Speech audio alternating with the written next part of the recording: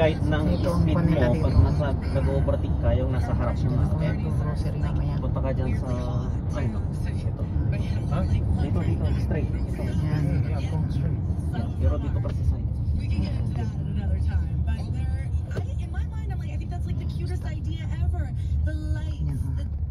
Sa city na naman kami sa isang bayan na ano.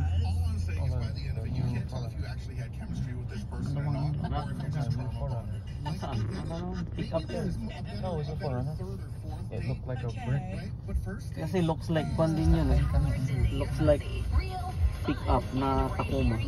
Yung mukha niya.